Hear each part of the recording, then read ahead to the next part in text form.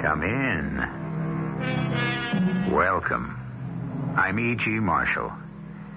To thine own self be true, and it must follow, as the night the day, that thou canst not then be false to any man.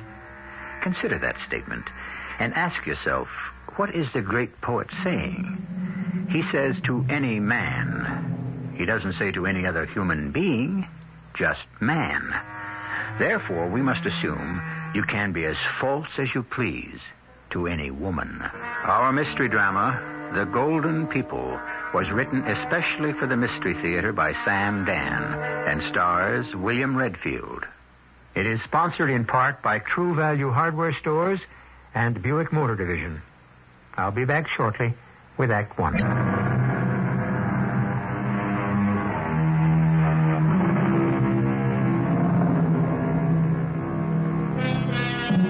How fickle and unfair fate can be.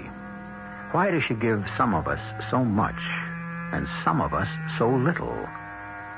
I'm in trouble already. I have made fate capriciously female and have probably thereby aroused the ire of all the women's lib persons in my audience. But I must be true to my story, which happens to be about the quintessential male chauvinist. His name is Richard Paradon, and he only goes to prove how capricious is fate, as I started to say before. He has everything: looks, brains, charm, talent, and he also knows how to make money. Watch him. He is working now. You, sent for me, Mrs. Palmer? Please, sit down, Mr. Paradon. Oh, Mr. Paradon, Mrs. Palmer, how formal we are today. Just think, in a few weeks it will be Mother and Dick. Permit me to tell you why I asked you to come here. Permit me to anticipate you. You have decided to give Laura and me your blessing. Well, you know how excited she is. Only the other day she said to me, just think, instead of being Laura Palmer, I'll be Laura Paradon. I won't even have to change my monograms. I have decided it's cheaper to pay you off. Say that again. You know, and I know, why you want to marry Laura. Why don't you take a check now and leave? Why should I? Why be satisfied with a piece when I can have the whole pie? Because it will never come out of the oven. If you marry Laura, I shall cut her off without a cent. Oh, you wouldn't disinherit your only child? No. It's a bluff. Call it. I have a check here for $50,000. When you cash it, I will have the canceled check as my receipt. I shall present it to Laura as a sort of love letter from you. Mrs. Palmer, you're a clever woman. Attached to the check will be a statement signed by you to the effect that for payment received, you have decided to fall out of love with Laura. Well, you certainly are skilled in meeting this sort of situation. I should be. I've had enough practice. I beg your pardon? When a wealthy woman has as her only heir a rather unattractive daughter, she becomes the target for every fortune hunter, hustler, and... Mrs. Palmer, your daughter is not unattractive. Well, I suppose that's true. My daughter is really ugly. Well, now... Mr. Paradon, I have remained wealthy because I accept reality. Then why not accept me? Our daughter. For her money. That's reality. Who would marry her for any other reason? I cannot accept you because you are a scoundrel. Who else but a scoundrel would marry for money? I would be kind to her, good to her. For a while. And then because you have no real staying power, you'd become tired of her, leave her, after going through all her money. And there she'll be, all alone in the world. Actually, she's all alone in the world now, isn't she? Well, I'm alive. At least she'll have money. Hardly a warm comfort on a cold evening. It's all a matter of what you're used to. I have here a pen. Shall you sign the agreement and pick up your check?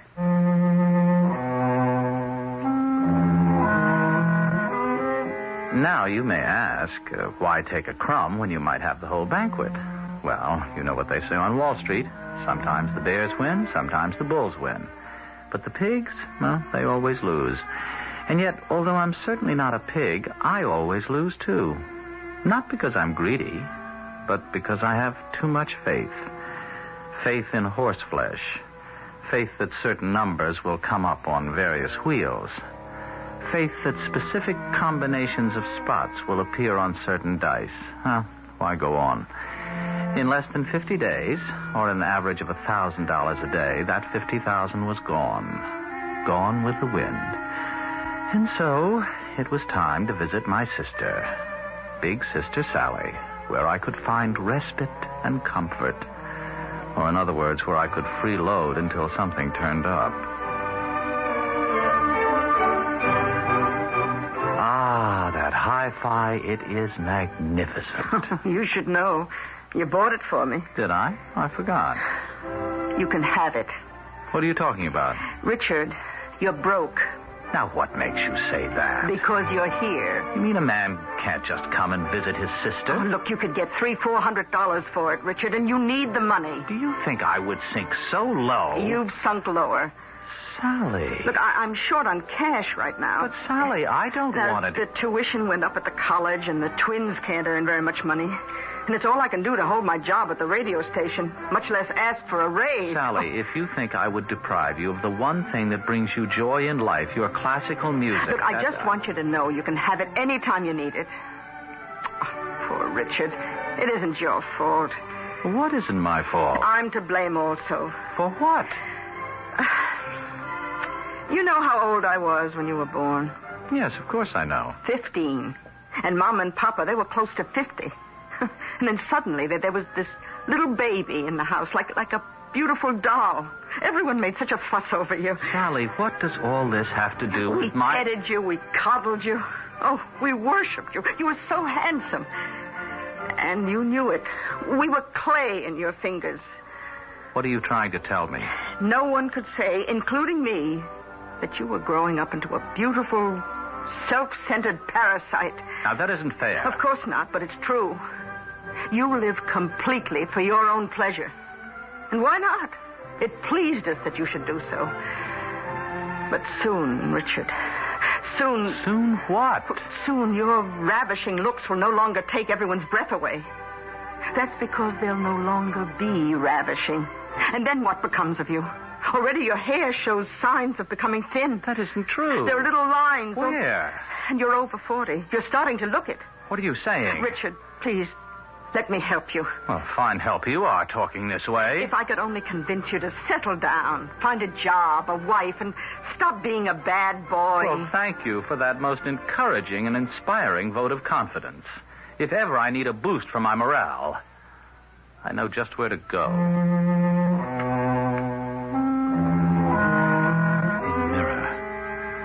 What she said wasn't true. Or was I lying to myself? Were all the little signs there, and was I afraid to acknowledge them? Suddenly, I realized that even if they weren't there now, it was only a matter of time. I couldn't look young forever. I couldn't remain handsome forever. There are moments which we recognize as decisive, and I knew that one had arrived for me. I knew I'd have to determine the future course of my existence. Richard, are you all right? What? Oh, yes. Yes, fine. You know what you need is fresh air to clear your head. My head is perfectly clear. Well, why don't you go for a walk? By the stream. No, I'd rather sit in the house. Oh, but it's such a beautiful day. All right, Sally, all right. If it'll make you happy, I'll go for a walk. By the stream. All right. By the stream.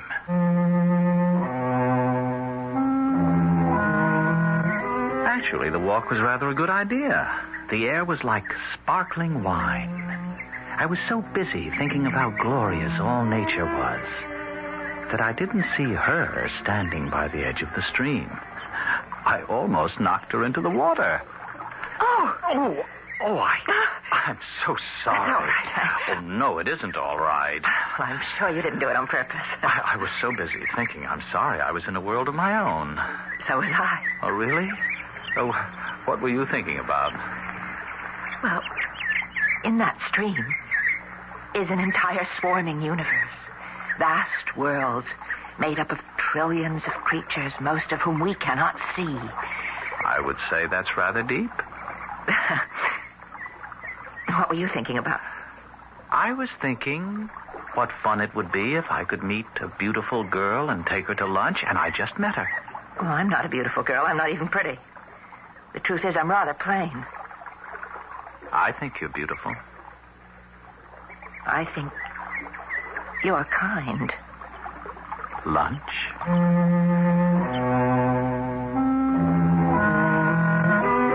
Now, why did I do that? It had to be a reflex action. I see a girl and I have to score, even if I don't want her. And who would want Louisa Curran? She was right. She was plain. Her figure, just adequate. Her dress, just this side of dowdy. Well, you didn't have to be ashamed to be seen in public with her. But that's about all I can say in her favor. Of course, if she had $1 million. But I soon found out. I'm just a school teacher. Oh, that sounds exciting. Why? Oh, the thrill of molding young minds and so forth. I find it dull. Oh. Well, then why don't you leave it? Why bother? Wherever I'd go, I'd just be an old maid school teacher. Oh, you have such a low opinion of yourself. Perhaps. But it's the only one that can be justified. It's all in the mind. You can be anything you want to be. You can say that. You know why? Because you're one of the golden people. I never knew that. Who are the golden people? Oh, they're born with looks and luck. And everyone's attracted to them. Everything works for them. You ought to meet my sister. Oh, I know Sally. We're old friends. Oh. Then I didn't pick you up. No. Oh, what a blow to my ego. If you think that was a blow, this should knock you out. Sally and I, we arranged this apparently casual encounter. She was to suggest that you take a walk toward the lake, and I would be there. Oh, I see. Sally was wrong to entertain even the faintest notion that a man like you could even consider a girl like me. I don't know why I call myself a girl. I'm 35. And never been kissed? Well, not often. Not often enough. You know something? You're about to be kissed right now. But what? You can't kiss me. In public. Oh, fine. You don't object to being kissed. It's just the time and place. Oh, please, Richard. Everyone will see. It's a very wholesome sight. Richard, Shh. Oh. Richard. Oh, Louisa, it's crazy. Oh. How does it happen? But here and now, and suddenly, for the first time in my life, I'm in love. Louisa, I'm in love with you. Oh, Richard. Oh, I'm frightened, Louisa. I'm very frightened.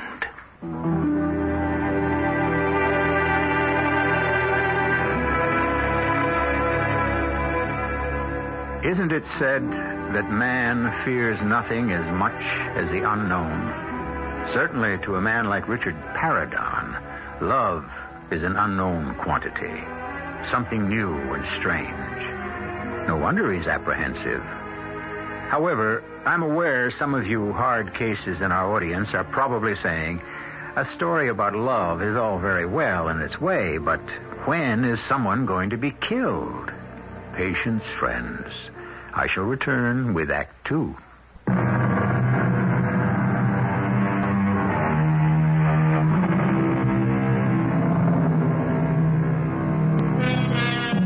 Love. It has been likened to a blossom that matures and flowers like the fruit of a tree. But then, of course, we have all sorts of fruits. We have the beautiful fruit that nourishes and pleases, and we also have the beautiful fruit that poisons and kills. How do you tell them apart? Sometimes the only way is to taste. Ah, but you say that's dangerous. Well, if you're looking for safety, keep away from love. Richard, cut it out. Cut what out? You know what I'm talking about. Louisa Curran. Now cut the line you've been handing her. She's not like the others. It isn't a line. If you break her heart, I'll never forgive you. Now, wait a minute, Sally. You are the one who arranged for me to meet Louisa Curran. You are the one who worked up a cute little plot so that I could encounter her by accident. You are the one who brought us together. Now that your strategy has worked... I was wrong. What? I sometimes lose myself in fantasy. I saw you as a man who, deep in his heart, wanted the love of a wonderful woman. And you're right. I need that love. Like a shark needs a mackerel. But I was carried away, and so I did something dreadful. I exposed you to Louisa. No. You did something wonderful, Sally. You're just making a play for her. You're wrong. Take me at my worst. Did I ever go for a girl without money? Louisa had some money. She's been saving for years. Oh, I'm talking about real money. If I'm as bad as you say, why would I bother to make a play for her? Because she's there. Look, this isn't exactly a bustling metropolis up here. You're bored, restless, frustrated, and she's available. What are you making out of this? She's not like any woman you've known.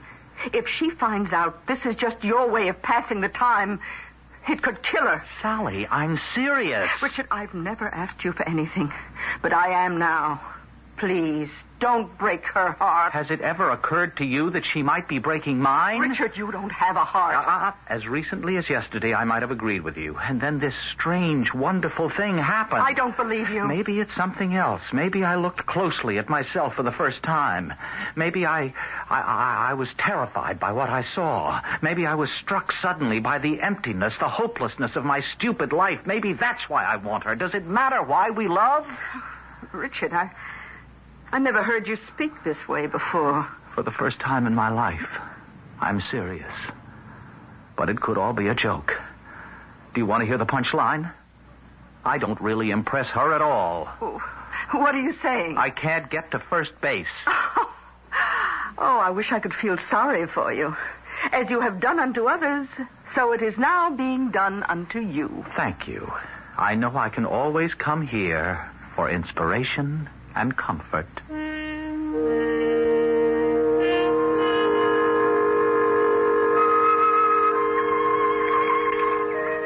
don't have to paddle. Just let the canoe drift. Louisa. Now, just toss your line over.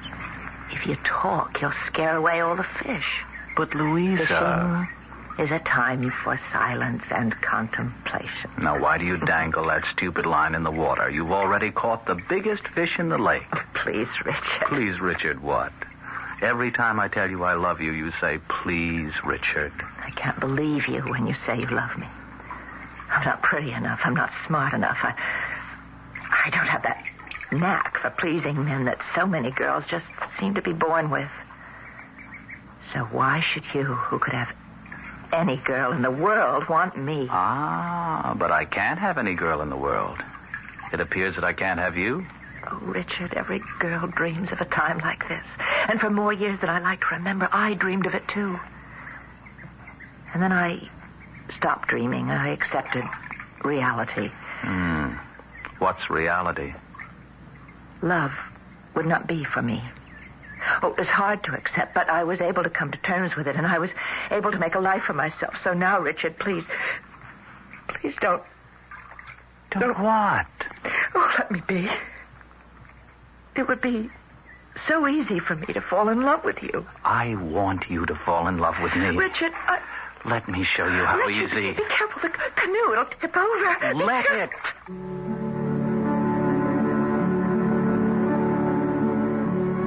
Well, it didn't. I looked into her eyes, and at that moment she was beautiful. Everything about her was beautiful. I was happy. Happier than I'd ever been in my life.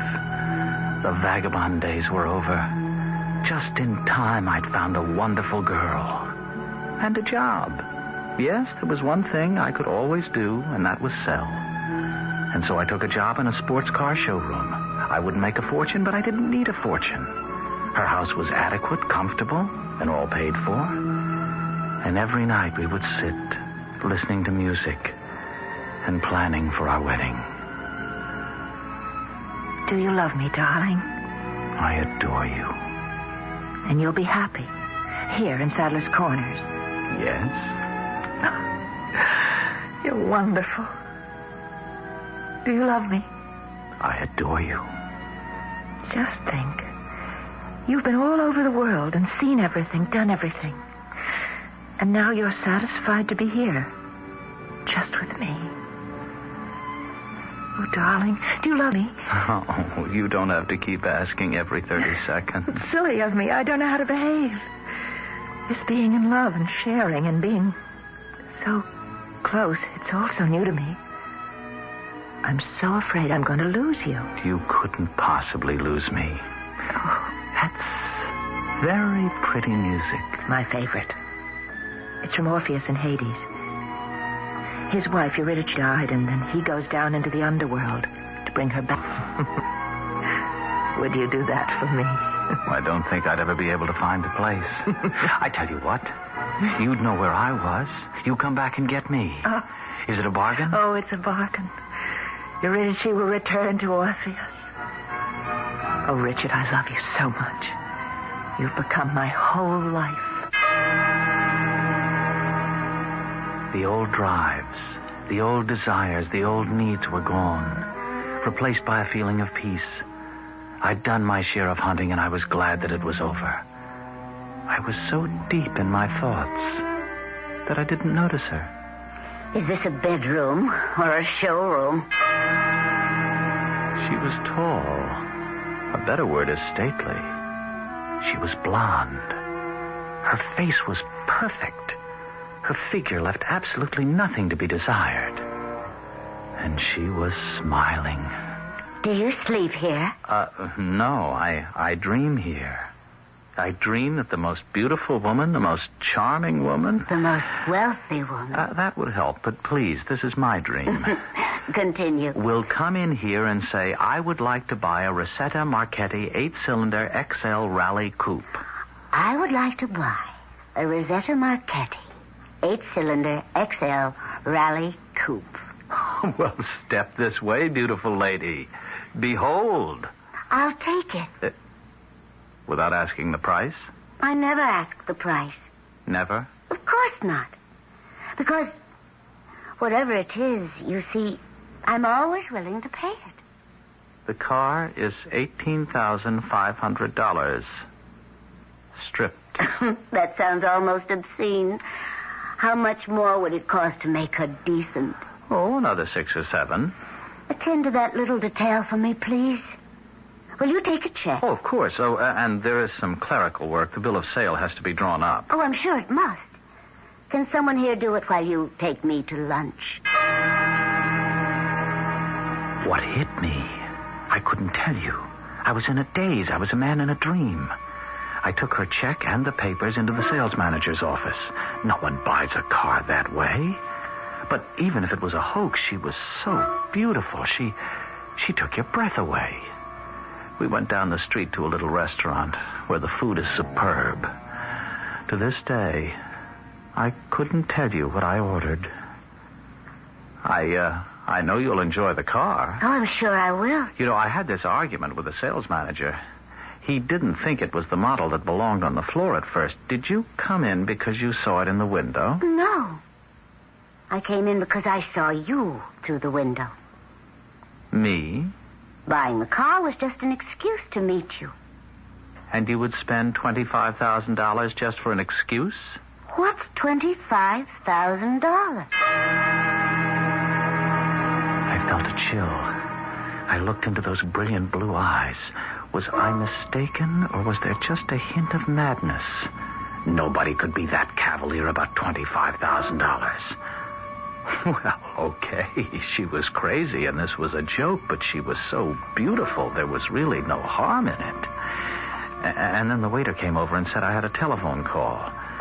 It was from Dolly, the sales manager's secretary. Richard, do you know who that woman was? Yeah, some nut.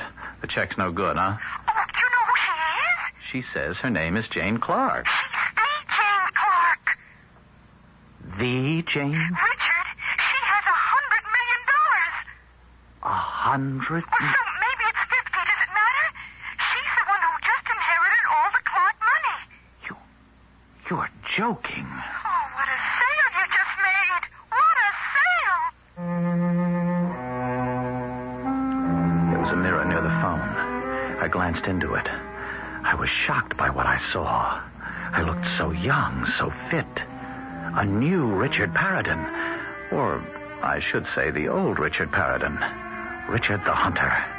And the adrenaline was pumping because my quarry was in sight and ready to be taken. No bad news, I hope. It was the office. When will my car be ready? Not for a couple of days. Oh, I must be back in the city by this evening. Well, we can have it delivered. Will you drive it down yourself? I think the sales manager would rather have it done through he's beginning to bore me, that sales manager of yours. Why don't you quit your job? I would if I could find another one. How would you like to work for me? What would I do? Help me spend my money. That's not as easy as it sounds. It took my family 200 years to amass $50 million. I want to get rid of it. Well, why not just give it away to the poor? Why? What did the poor ever do for me? Now, I'm 41 years old. Well, you don't look it. And I think I'm good for another 25. By that time, I want every nickel to be gone. That's why I need your help. Why me? I'm in love with you. Love? I know what love is. I saw you sitting in that showroom next to that heap of scrap metal. Oh, now, you can't call a $25,000 custom built... I have $50 million. I can do anything I please. And it pleased me to fall in love with you.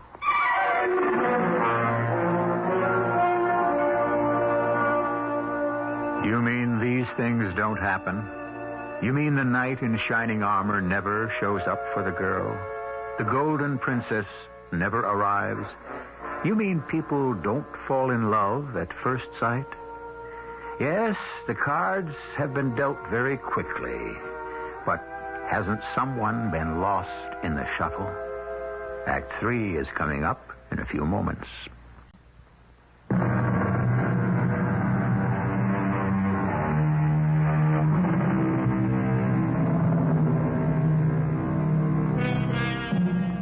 What we have here is a love story. And as we review it, we see that it seems very short on sweetness and truth. Well, what can we do? We have to report the facts as they exist. They say love is blind. That's why we have all the problems. If love could only see. As our story unfolds, we're listening to an argument. Richard Paradin is arguing with $50 million. How long do you think such an argument can last? And who do you think is going to win? I can do anything I like, Richard. I suppose you can. I can have anything I want. And I want you. But what? But what indeed? What was I arguing about? This is what I had dreamed about all my life. To marry a fabulously wealthy and beautiful woman. This is what I had trained myself for. And now it was about to come true. Oh, there was a little detail, Louisa, a loose end, but I would just tell her that... No, better not, no. I'd write her a letter. Yes, that would be the kindest thing in the long run. What are you doing? Who, me? I'm not doing anything. You're packing. Well, if you can see I'm packing, why did you ask? It's all over town. What's all over town? You and Miss Jane Clark. I understand you're about to become number 7. That's a lucky number. And Louisa? You'll have broken her heart. All right, let's settle this. You broke her heart. Really? You. Look, I'm not good, but you wouldn't let me alone. You had to reform me. I told you not to break Louisa's heart. I'm sorry. I'm what I am, Sally. I'm self-centered, pleasure-loving, and if I did have a weak moment... She'll kill herself. That's blackmail. Oh, Richard, please, have pity. Oh, look out for pity. Too often it's a disguise for weakness. Oh, you have all the answers. Do you want me to stay with her for the rest of her life because I have pity for her? I heard Richard. Louisa. The door was open. Richard, I know how this must sound, but please don't walk away from me. I'd better leave you two alone. No, stay. Stay, Louisa. You told me you loved me. Was it true? Yes. At that time, and in that place, It was true. Then... Love is a living thing. And like many living things, it can wither and die. Why couldn't you have left me alone? I wasn't bothering you. I was happy. I'm sorry. I built up all my defenses, and they were strong. They could have protected me for the rest of my life. I said I'm sorry. And that's all you can say. Louisa, I'm really not worth it. That's true. You're counterfeit. But I was willing to give full value. You'll never again meet someone who will have waited for you all her life. Louisa, there are certain things that just were not meant to be. You'll want me, Richard, one day. You'll need the kind of love that only I can give you. But I won't be there. Oh, of course not. You'll marry someone who's worthy of you. No, there could never be anybody else. Besides, I'll be dead. I intend to kill myself. Louisa. Why not? I can't go back to being an old-maid school teacher. Because now it's intolerable. And I'm dead inside, as it is. Well, you're being very melodramatic. I'm also being very realistic. I don't have anything I consider worth living for. Oh, you can't. Oh, Richard, tell her something. What can I tell her? Tell her you'll stay and marry her. But I can't do that because I don't love her. See, Sally? He's right. There really isn't a thing that any of us can do about it. He does what's in his heart, and I have to do what's in mine. The golden people, like gold, they can belong to anyone and have no feeling. Even as she said it, I just couldn't feel anything for her. I was conscious of her looking as she looked the first moment I saw her. Plain and just this side of dowdy. How could I possibly live with her for the rest of my life? I'd probably wind up killing her. No. No, I was doing her a favor. She feels badly now, but she'll get over me. The fact is, no one ever dies for love. For money, yes. For love, no. Well, Jane and I were married. Let me give you gentlemen a piece of advice. If you can't be born rich, marry rich. There's nothing like it. You wait for nothing, for no one. Everything is possible. And she also loved me. How are you this morning? Lucky 7. Listen, you may have been married 6 times, but I'm the first real husband you ever had. That's what I love about you. Your absolute modesty. Well, if they were so good, why did you divorce them? They started to bore me. What are we listening to? Oh, just some music. Oh, if there's anything I hate worse than classical music... Well, this isn't too bad, and I only tuned it in because the news comes on in a minute. We don't have to listen to news. We can make our own. We can buy a country if you like. This is Sally Smith with the local news. Brought to you at this time by Plessy's Pharmacy. What is this? Where is this coming from? Sadler's Corners. My sister's the announcer. Why don't we buy her a decent radio station? This is going to be a very difficult program for me. My lead story is about my best friend.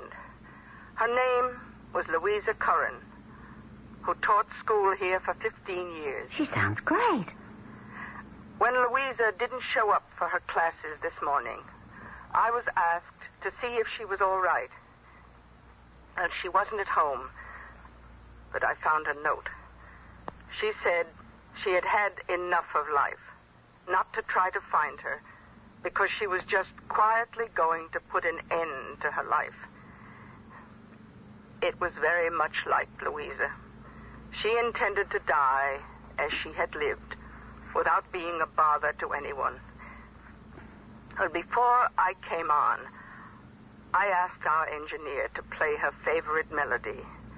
And as a tribute to Louisa, I would like for him to play some more of it. Wow. Isn't that touching? Did you know her? Who? This poor spinster school teacher. No. That isn't true. You were engaged to her. Oh, darling, the past is the past. No, it's always present. For instance, when you lie, you remind me of my second husband. Why? Because he could lie better than you can. Oh, really? Why did you break your engagement?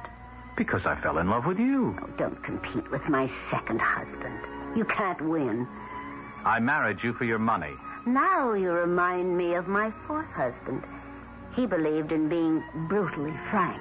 Well, how do I compare with him? You're just as frank, but not as brutal.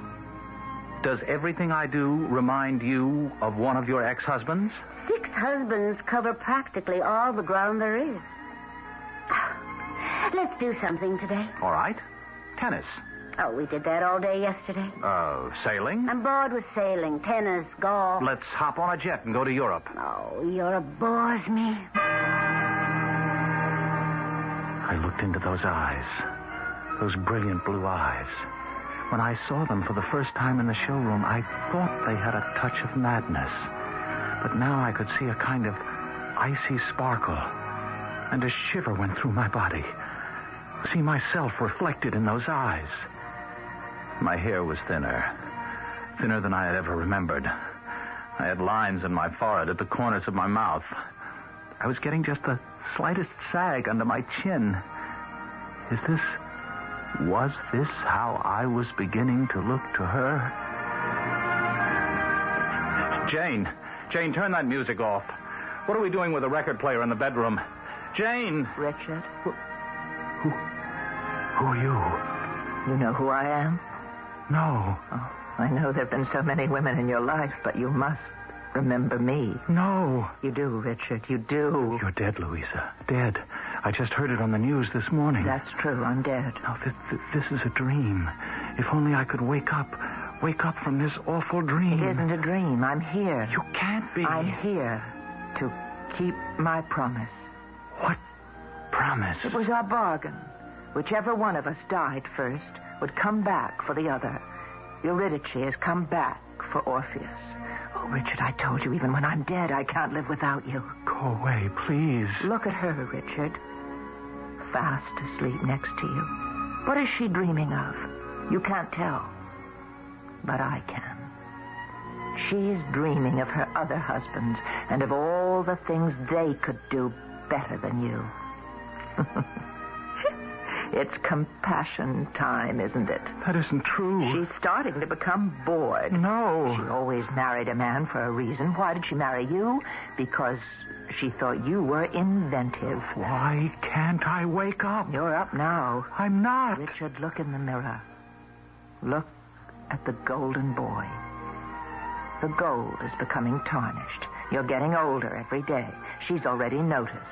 Oh, Richard, come with me. I love you no matter what you look like. I'll never compare you to anyone because I never had anyone else. Come with me, Richard. Louisa, can you forgive me? Oh, my darling. Oh.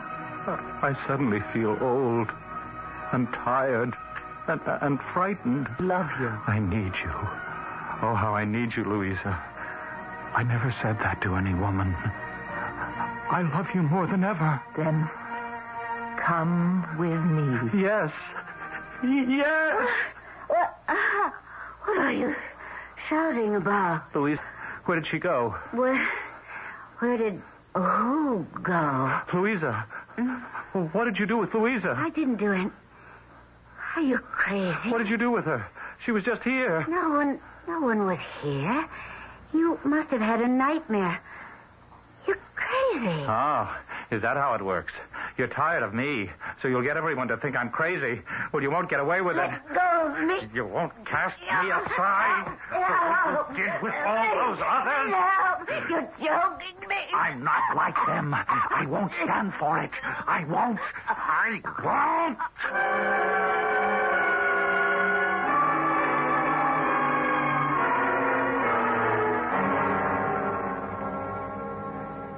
Is everything all right, Richard? Yes. I hope you feel more calm this morning. Oh, yes. Yes. Jane feels better, too. Jane? I spoke with her, and we felt it would help you to know that she forgives you. Who's Jane? Of course, you'll have to stay here. Oh, no. No, I'll be leaving soon. And Jane says she'll see that you're provided for the rest of your life. Oh, yes, I'll be going. Louisa's coming for me. Louisa? But... Oh, Richard, dear. You have to face the fact that Louisa is dead. Yes, I know that. And that's why she's coming back for me. I don't want her to be there alone. Richard. She'll come for me. You'll see.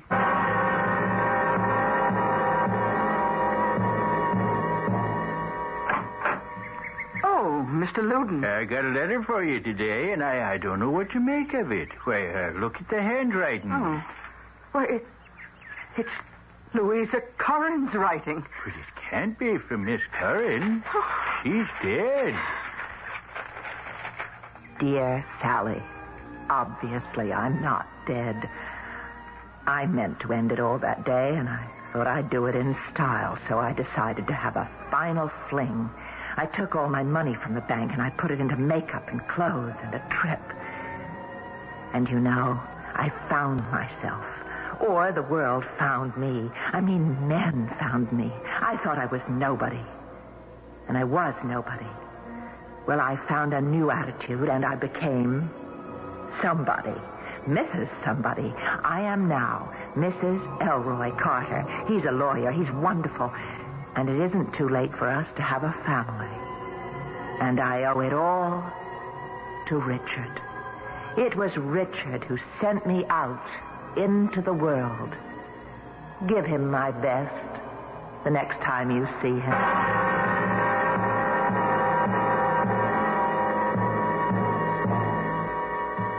So you see, in all of us, there is the potential to do good, to help our fellow man and woman. And Richard, who used and abused women all his life, was the man who did the most for them in the end. I'll be back to do something for you.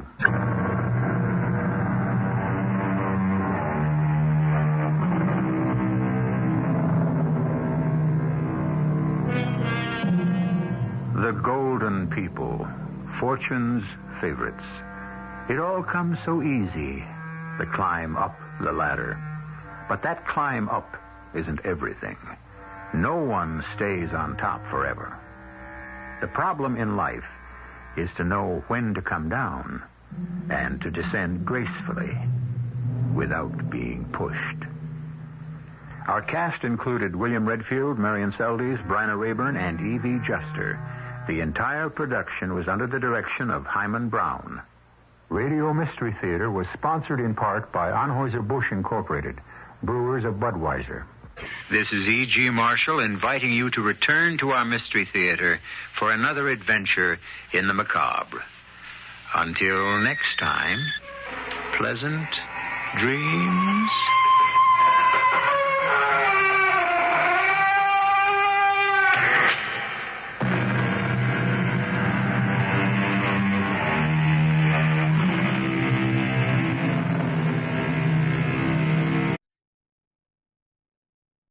The CBS Radio Mystery Theater presents...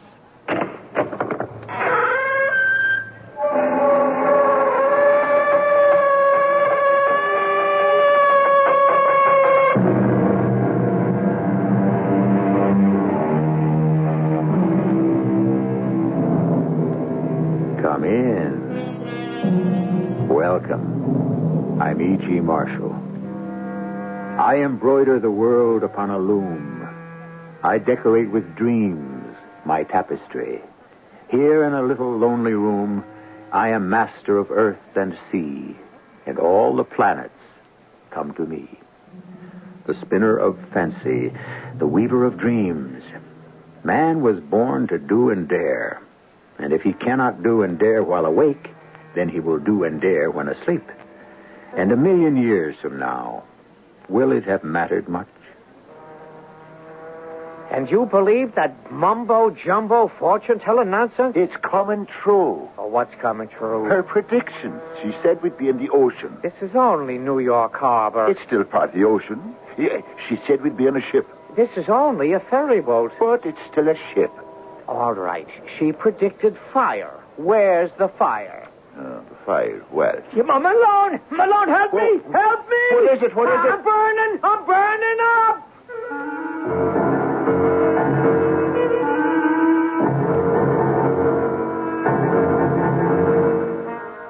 Our mystery drama, Tobin's Palm, was adapted from the O. Henry classic especially for the Mystery Theater by Sam Dan and stars Robert Dryden and Fred Gwynne. It is sponsored in part by True Value Hardware Stores and Buick Motor Division. I'll be back shortly with Act One.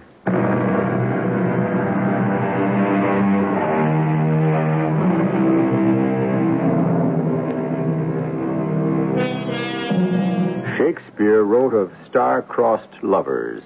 However, many of O. Henry's lovers only had their wires crossed.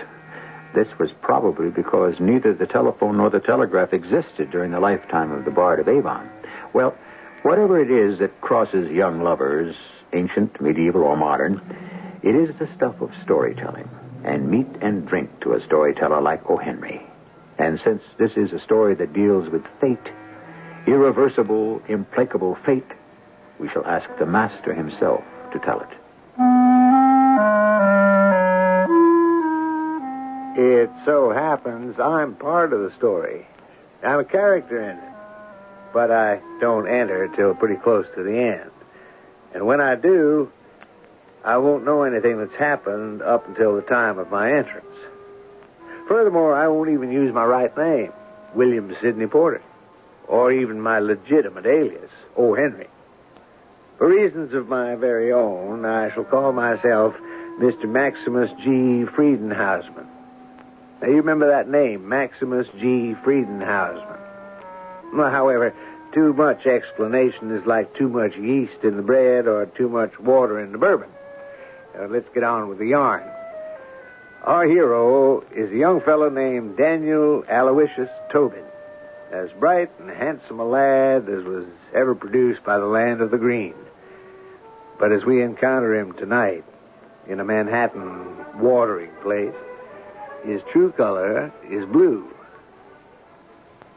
Do my eyes deceive me, or is it Daniel Aloysius Tobin? Oh, leave me, Malone. Leave me. This is Daniel Tobin. This teary-eyed Hulk.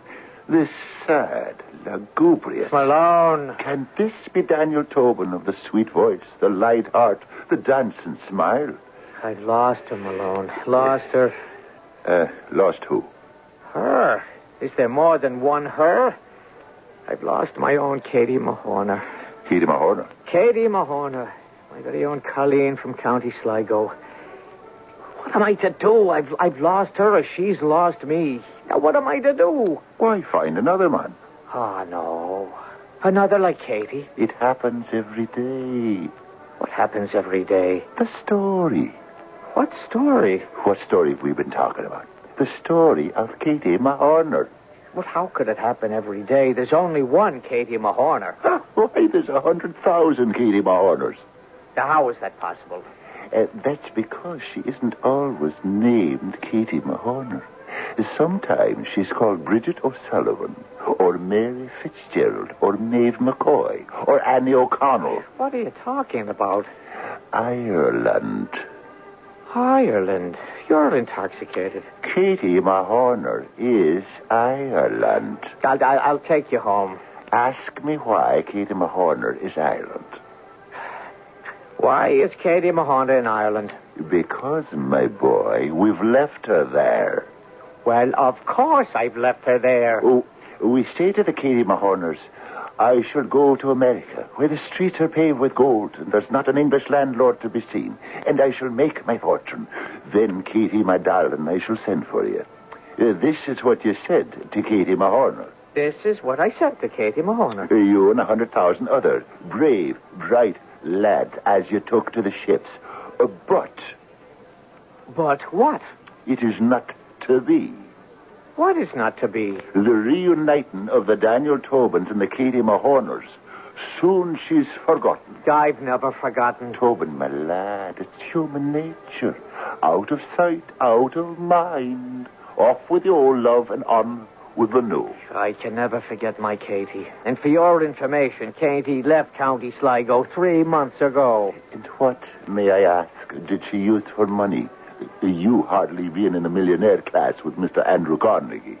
She had $200 in her own savings and $100 from the sale of my own estate. An estate, was it? A fine little cottage in the Berkshire now. And she left for America. Well, I have a letter here from her mother stating the case. And what does the letter say? Well, I shall read it.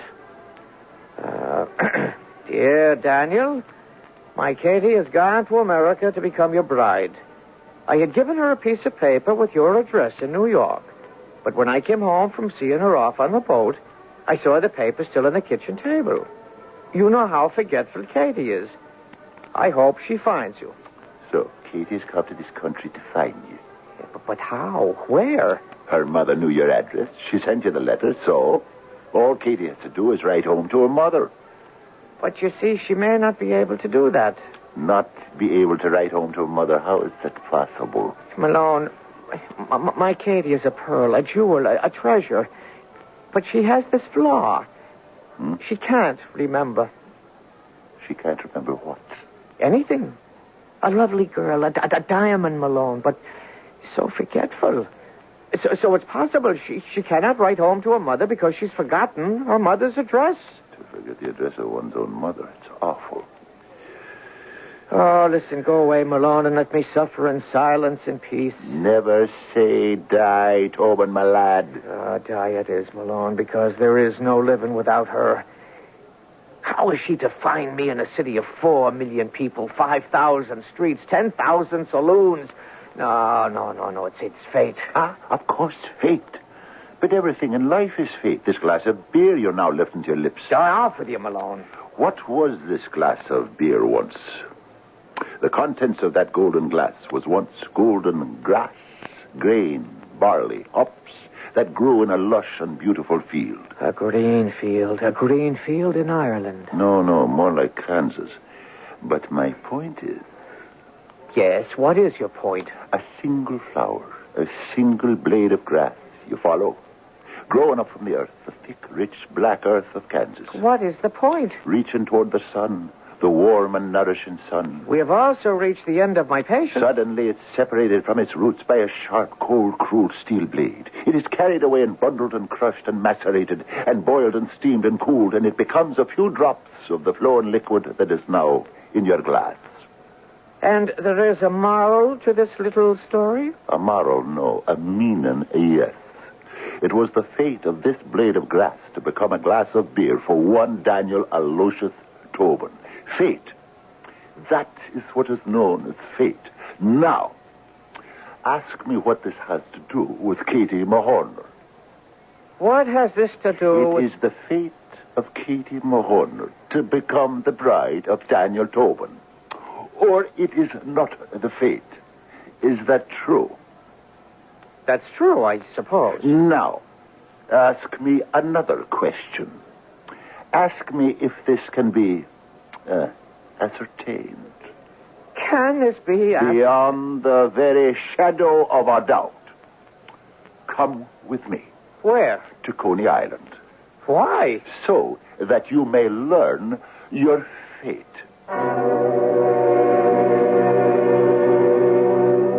Malone, what are we doing in this place?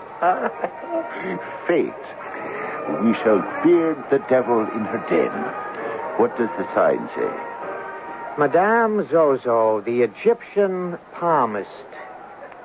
What's a palmist? One that reads palms. Why would anyone want to read a palm? Because your fate is written there. What is this nonsense? If you look at the palm of your hand, you'll see lines.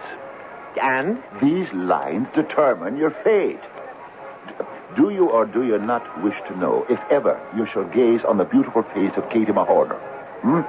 Come. Madame Zozo. Approach. I should like to introduce my friend here, Daniel Tobin.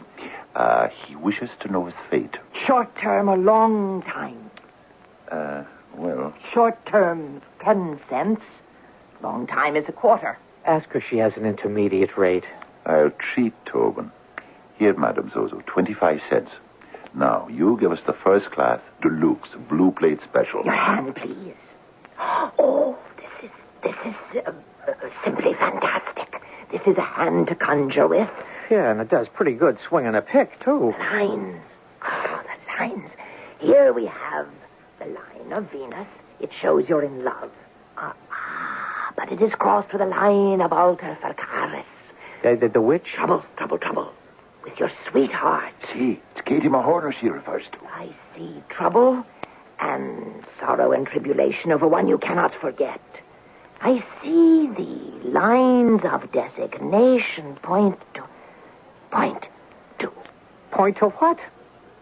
The letters of the... Two of the letters of her name. The name... The letters K and M. Daniel Aloysius Tobin, did you hear that? Well? Well? What? How much more do you want for a quarter? She's like the gas meter. You have to keep feeding her silver quarters. All right, give me another 25 cents worth. Will I find her? Will you find her? I've invested 50 cents so far. What I see, your hand. It's alive. Well, I should hope so. It erupts. Your hand is seething with sights, with lines and colors and pictures. I see a ship, an ocean. I see fire. You will meet a fat man, a blonde woman. But will I meet... The blonde woman will bring you misfortune. They generally do. You will meet a man with a silver ornament and a man dressed all in black with a hammer. Oh, what I see. Steam, steel, stone, white horses, a red-haired woman, and a bald-headed man. They are also bad luck. But Katie, what of Katie Mahorner?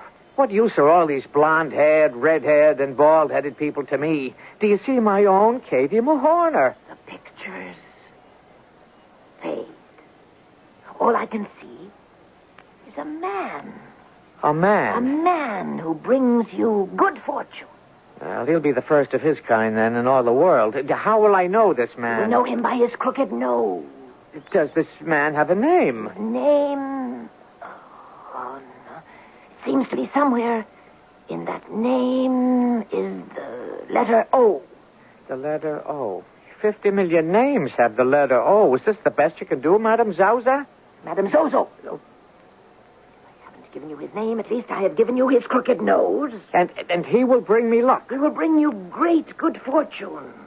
And you do not see Katie Mahorner in the lines of my hand? Last picture I see is the man with the crooked nose. Ain't it remarkable? Oh, ocean, fire, a ship, a fat man, a blonde woman, a man with a silver ornament, a man dressed in black with a hammer, white horses, a steam, steel, stone, a red-haired woman, a bald-headed man, and a fellow with a crooked nose. And all for 50 cents. But where's my Katie Mahorner?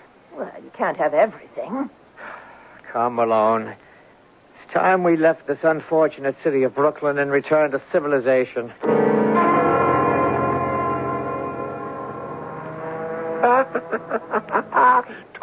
Tobin, my lad. See, the prophecy is coming true. What's coming true, Malone? She said it. Madame Zozo predicted it. She said you would see the ocean. But this isn't the ocean. No? What is it then?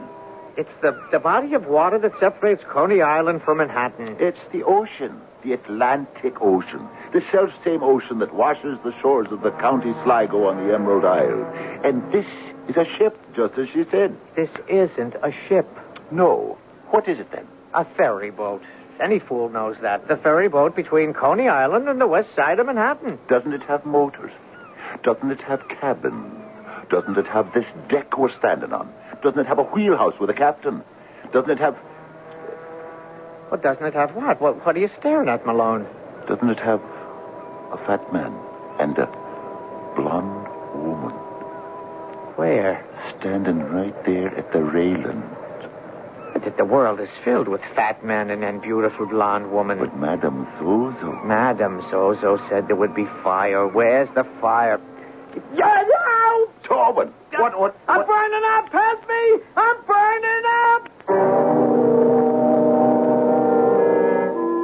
You were there. You heard the predictions. The ship, the ocean, the blonde woman, the fat man, the fire. And just like that, here they are. The future. Is the future spelled out for all to read in Daniel Tobin's palm? Well, I can predict what's going to happen in the next few minutes. Then I shall be back here with Act Two.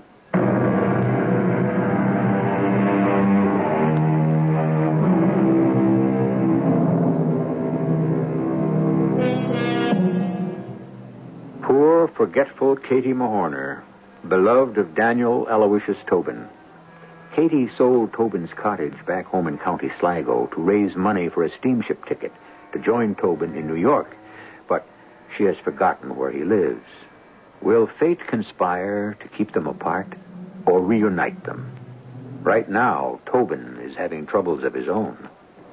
My ear, it's burning. Tobin, it was an accident. This fat man stuck his lighted cigar into my ear. That's a lie. A lie, is it? Look at my ear. It's half burned off. Why couldn't you look where you're going, you ruffian? Malone, this fat one is about to swim back to Manhattan. No, Tobin, it wasn't his fault. It's fate. Didn't Madame Zozo predict a fat man, a blonde woman, a fire? Sir, I wish to apologize for my friend. He ran into your cigar. I did no such thing. He deliberately stuck it in my ear. Oh, whatever. It was meant to be. It was ordained by fate. You owe him thanks. Go ahead. Thank the man. For what? Don't you understand? For being part of the chain of misfortune. I owe thanks for misfortune. You do. For half burning off my ear? Now, this gentleman meant no harm, Tobin. He's but an instrument of fate. Apologize. All right, sir. I offer you my apology. I apologize for running heedless into you and destroying your fine 5-cent cigar. My name is Daniel Aloysius Tobin, and any time you need anybody's ear to put out a cigar, I'm at your service. Sir, your handsome apology puts me to shame. My name is Porridge, Ebenezer Porridge, and I must make a confession. You did not run into me. I did not. What I did was deliberate. Do you mean you stuck your cigar in my ear on purpose? The truth, always at all costs. Yes, I did. But why? Well, I was mad with jealousy. This young lady here, Miss Marcella Garlick, is my fiancée, and I thought you were flirting with her. Me? Flirt? I realize now I was hasty. I'm an engaged man. Katie Mahorner has my entire heart. When she's at my side, I feel as if I am a tiger. Katie, where is she now? The very idea that someone is lusting after my own true Marcella turns me into a raging killer. Ah, Katie. Who is Katie? My intended. And because of Katie, I can see the face of no other woman. You are fortunate, like myself, to be in love. And that is why you were not flirting with my Marcella. I believe you have described the situation. Mr. Tobin, tell me this. If you were not engaged to marry Miss Katie Mahorner, would you then flirt with Miss Garlick? The answer is no. No? Did I hear you say no? You did.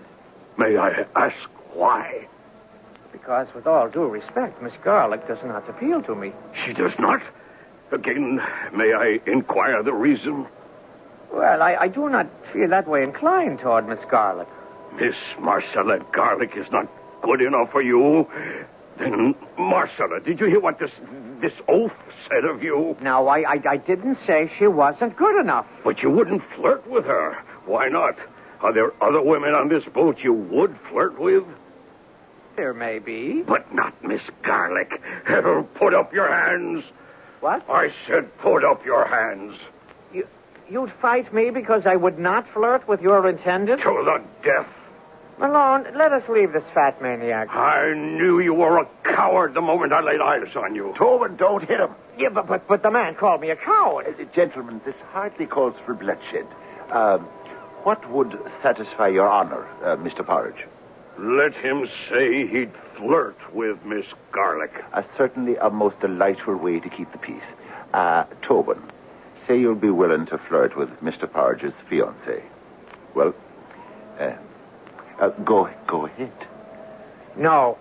No? No? And why not, may I ask? Because I don't know what she looks like. Man, you can see her. She's standing right there in plain view. I still don't know what she looks like. What color's her hair? Her hair's blonde. Anyone can see that. The blonde comes from a bottle of peroxide. Sir, how dare you? Now, what's her face like underneath all that powder and paint? So what I say to you, Mr. Porridge, is if you want me to flirt with your fiancée, first you've got to strip her down and scrape her off and let us discover who she is. That shall be your last insult. Look out, Tobin. Oh, you will you? You're right. I've been waiting for this. Tobin, don't. Tobin, don't throw him overboard.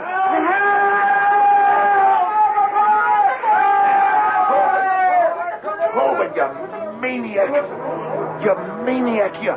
Where do you go? I'm going in there after him. You fool, you can't swim. Somebody else will save him. Come on. Where? Where do you think?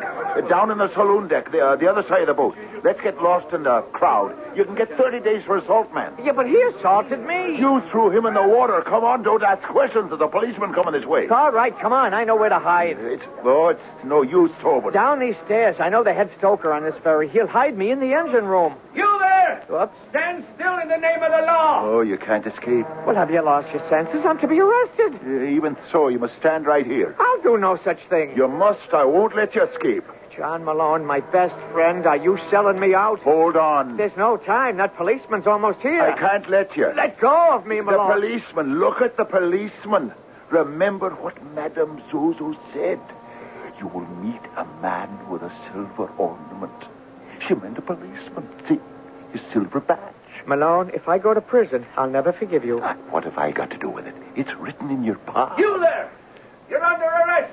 Now, officer, I was standing peaceful at the rail with my friend. That's what they all say. Don't fight it, Tobin, my lad. See the badge. What a beautiful silver ornament. Oh, how wonderful fate is working for you tonight. How marvelous. Is that a fact? I get my ear half burned off. Oh, it's not that bad. I'm placed under arrest like a common criminal. You'll be vindicated in the end, you'll see. Officer, I'm telling the truth. It was self-defense. Don't tell it to me. Tell it to the judge.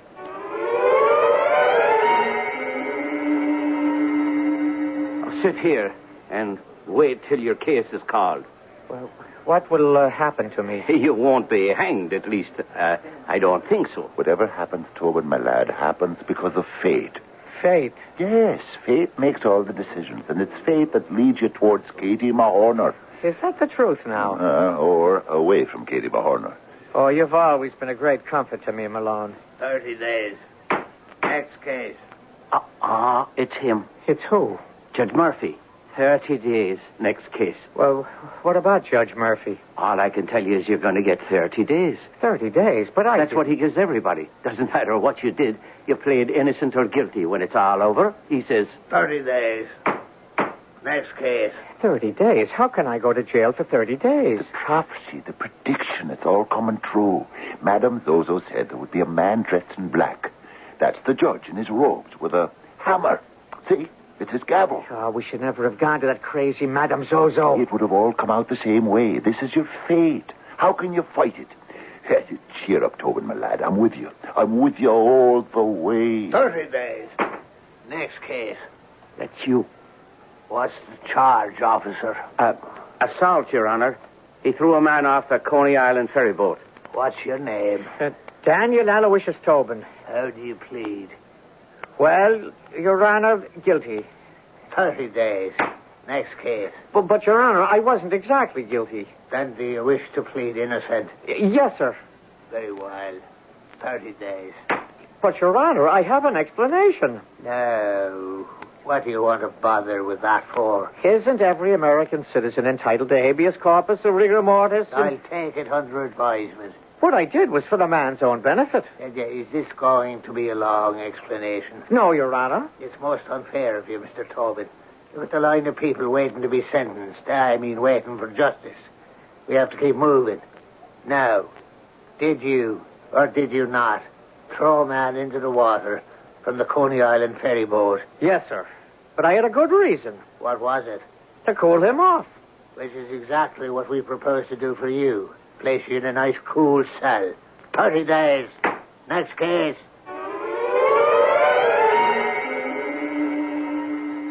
Well, Tobin, my lad. Keep away from me. Keep away. Is that how you talk to your best pal after I come all the way uptown to visit? If it wasn't for you, I wouldn't be in here. Don't blame me. It's fate. Besides, you'll be out in 2 more weeks. 2 more weeks? I won't live that long. Now, 2 weeks. What's 2 weeks? 2 weeks in Hades, Malone. That's what I face. It can't be as bad as that. Do you know where they put me, Malone? In the laundry. The steam laundry. Oh, the steam laundry. Why, that's marvelous. Oh, leave me, Malone. Leave me. But don't you understand? It's bad enough I got 30 days in the steam laundry for assault, but if you say another word, I'll get the rope for murder. Don't you know what it means? Madame Zozo's prophecy is absolutely accurate, and it's on schedule. Everything she has predicted has come true in every detail. The ocean, the boat, the fat man, the blonde woman figure, the man with the silver ornament, the man dressed in black with the hammer, and now steel, stone, which is the prison, and steam, the laundry. It's happening, Tobin. It's happening. What's happening? Fate. Fate should have to work in a steam laundry. And now, what's left? The red-haired girl. But Katie Mahorner does not have red hair. The red-haired girl, the bald-headed man, the white horses, and the man with the crooked nose. I tell you, Tobin, I can hardly wait. He'll have to wait, and so will we, for a few minutes anyhow, until we return with Act 3, which is where fate becomes final for everyone. Will Tobin be reunited with the beautiful, if somewhat forgetful, Katie Mahorner in the end? Don't place me in such a compromising position. You know I can't give away any secrets.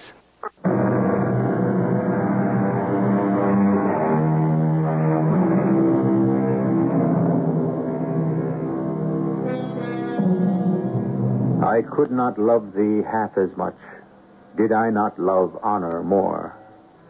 Yes, some of the most beautiful love poetry in the world has been written in prison. Daniel Aloysius Tobin, who is madly in love with Katie Mahorner, is also in prison. But he's not writing poetry. He's sweating away his sentence in the steam laundry. Well, as you know, all things come to an end, even Tobin's 30-day sentence. And on the day of blessed release, he is met at the gate by his faithful friend Malone. Tobin, my good lad. You keep a safe distance away from me, Malone, or I shall not be responsible for my actions. Is this the way you talk to your best friend? What a sad, pathetic creature I am to have the likes of you for a friend. Come, Tobin, I'll buy you a drink. No, I want nothing from you. You shall introduce me to no further mischief. Aye, you're holding me responsible. Well, if it hadn't been for you, I would never have had my ear half burned away. An exaggeration. I served 30 days in the workhouse. Is that an exaggeration, too? Tobin, it's fate. Your fate is written in the palm of your hand. And now we must look for the red-haired girl. Which red-haired girl? The one Madame Zozo said we would meet. Remember? The white horses, the red-haired girl, the bald-headed man. No, I don't want to meet anyone else. But these are all the people who will lead you to Katie Mahorner. No. If fate decrees that I'm to meet Katie Mahorner, then I shall meet her without white horses and red-haired girls and bald-headed men. And men with crooked noses, don't forget. No. Now let me be, Malone. I shall go my own way to my own small room, and there I shall sit and wait. But you cannot avoid the rest of those people. They are already in your palm. Well, they will have to do the best they can without me. And Katie Mahorner. What will be? But? No, I'm going home. My mind's made up.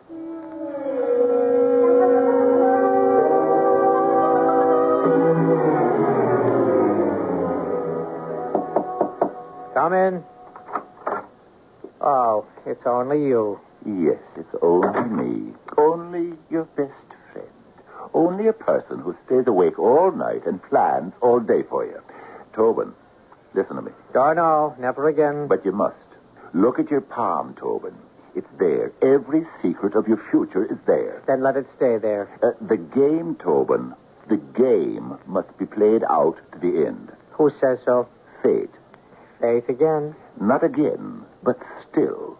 Tobin, you're standing still, and your fate is standing still. It's of little matter to me. But don't you see fate is being delayed, like a a train being held in the station because the track is not clear. You must carry out the design of fate. You must have this encounter with the white horse, the red-haired girl, and the bald-headed man. All I want is my Katie Mahorner. But Katie is on the train. What train? The train of fate that is being held up in the station, and you're holding it up. Every time I listen to you... But it isn't me. It's all in the palm of your hand. Come. We can't keep Katie Mahorner waiting on that train. But we don't even know if she's on that train. Then, what have we got to lose? We? I'm with you, Tobin. I'm with you all the way. Oh, yes, the way you were with me for 30 days in the steam laundry. Tobin, she's waiting. Katie Mahorner is waiting.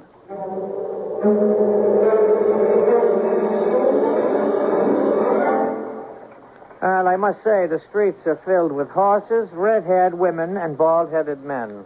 Yes, Tobin, my lad, but not in combination. Malone, why can't you leave me in peace? Because there is no peace for you until you find Katie Mahorner. There's no peace for me till I'm rid of you. Tobin, look. There, across the street. Well? Sitting in that carriage, a girl. A beautiful girl with red hair. Tobin, can you mistake that flaming red hair? And the horses, white horses, 2 white horses. Now where's the bald-headed man? A man? A tall man is headed for the carriage. Is he bald? I don't know. He's wearing a hat. If he's bald, these are our people. Wait a minute, wait. He's stopping to chat with a lady on the sidewalk. He takes off his hat. Tobin. He's bald. Not a hair on his head. What's supposed to happen now? Wait, Tobin, for a sign. It was foretold. The white horses, the red-headed girl, the bald-headed man, they will lead you to a man with a crooked nose, who in turn will take you to Katie Mahorner. I don't believe a word of it. Wait.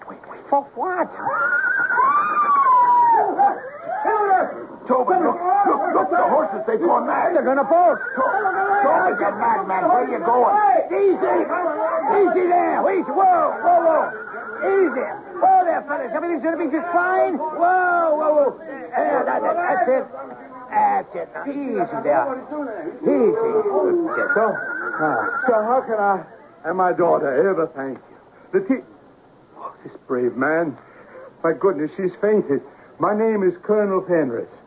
You must come home with me. Well, sir, we must discuss a suitable reward. You've saved her life. Well, anyone could have done it. Yes, but you were the one who did. Well, I was glad to have been of help. Where are you going? Come back here, sir. Stop that man. Hey! Somebody stop that man. Tobin, you fool. Tobin, come back here. Wait here, Colonel. I'll get him for you.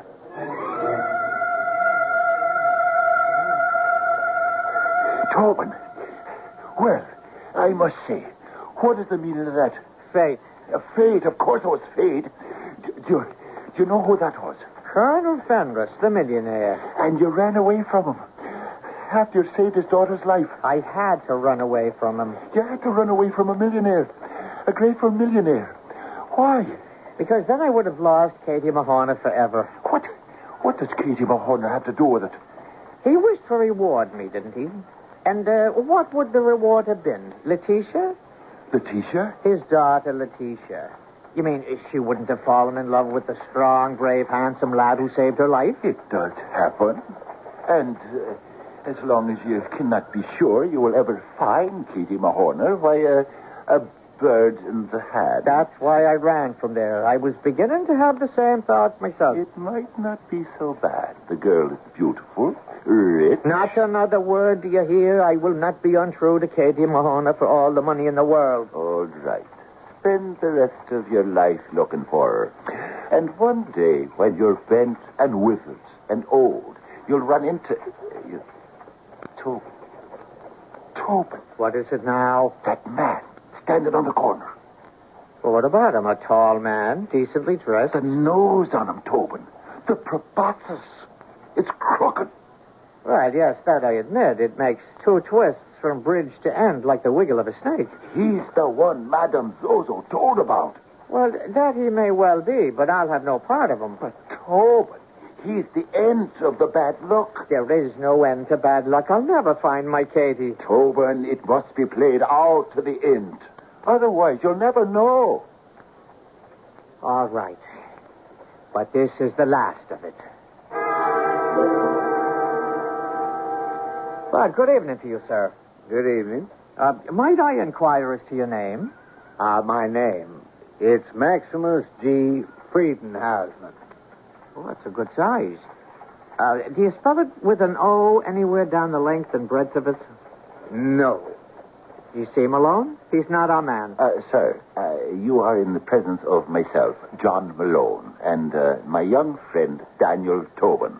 I appreciate the honor.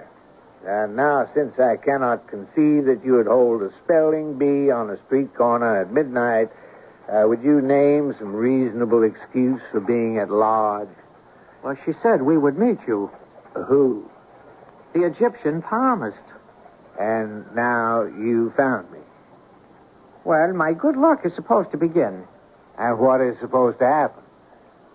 Well, I will find her. Well, who is she? My fiancée from the old country. Have you misplaced her somewhere? The fact is, sir, she's misplaced herself. Tell me more about her. There's nothing to tell, and I can't waste any more of my time standing on a street corner with a gentleman as homely as yourself. But I must know about it. And what affair is it of yours? My walk in life is the literary. I wander about in the night seeking idiosyncrasies on the earth and the truth in heaven. And it's my hope to write a book to reconcile it all. And you'll put me in the book? No, not yet. The covers couldn't hold you. Yes, see, Malone, the fortune teller has betrayed us. He has the crooked nose, but what else can he offer? Hospitality, gentlemen? Hospitality? The saloons are about to close. Well, why not come to my place? Just down the street. Well, no, thank you. Tobin, can we reject this gentleman's kind offer? A free meal?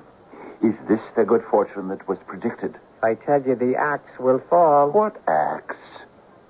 Very well. I've been burned, suffocated, and almost trampled to death. What could happen to me now? I see by the signs that my wife is retired, but the maid is up. So what do you gentlemen say to some fine cold fowl, a bottle or two of ale, some cheese? Well, I'll tell the girl to prepare it. You excuse me. These fellas who write, all they want to do is turn you inside out for their purposes. He seems pleasant enough. You want a book to come out exposing your innermost secrets? Not I. He won't get anything from me. And don't you say a word about Katie Mahoney, do you hear? I won't have her indecently exposed in some cheap book. But it may not be a cheap book. And besides, if she read it, she'd know you were looking for her. Hold on. Maybe this is how you find her. He writes the story. You hold on. If you so much as mention the name Katie Mahoney, I'll let go of my throat, Tobin. You promise? I promise. Well, gentlemen, I hope you enjoyed our little repast. Well, yes, thank you. And now I think we'd better leave. So soon. Well, thank you for your hospitality. Malone? You say you're looking for your fiancée? Did I say that? Yeah, when we met on the street. I'm sure it must be an interesting story. No, it's the kind of story you hear every day. Ah, those are the most interesting. Malone, we're leaving. Well, can't I offer you something else? A cup of coffee, maybe? You must forgive him, sir. He's been out of sorts ever since that fiancée of his has been misplaced. I would like to hear that story. Well, you won't. Are you coming, Malone? Are you sure you can't be persuaded to have a cup of coffee? No, we'd better leave him be. When he gets into this kind of mood, there's no doing anything with him. Very well. I'm sorry. Good fortune, she said. You'll meet a crooked-nosed man who'll bring you good fortune. Is this the good fortune? A cold chicken, a bottle of ale, a chunk of cheese? And a cup of coffee.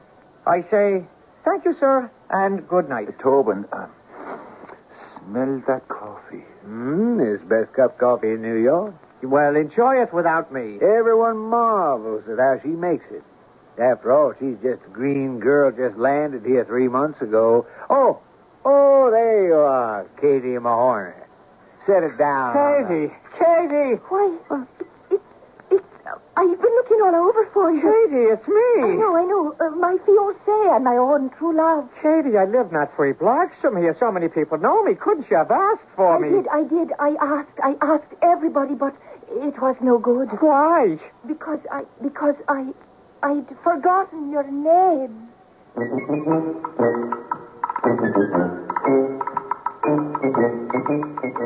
Now, what do you suppose that means? What does it matter? When O. Henry was writing, psychiatry had not yet been discovered. Well, yes, it had been. And the psyche, of course, has always existed. It's just that most people didn't pay very much attention to it. Well, you pay attention when I return with more of the psyche.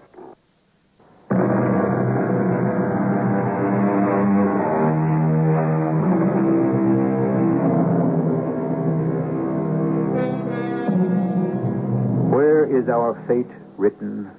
It depends on who you listen to. Some say it's written in the stars. Some say it's written in the books of the gods. And some say, as we have heard tonight, that it is written in the palm of our hands.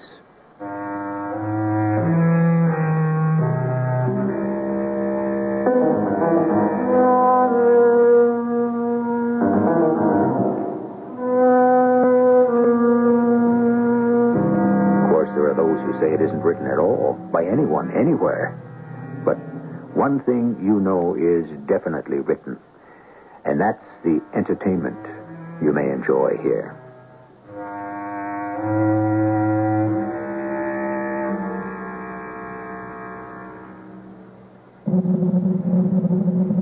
Our cast included Robert Dryden, Fred Gwynne, Jack Grimes, Marion Seldes, and Gilbert Mack. The entire production was under the direction of Hyman Brown.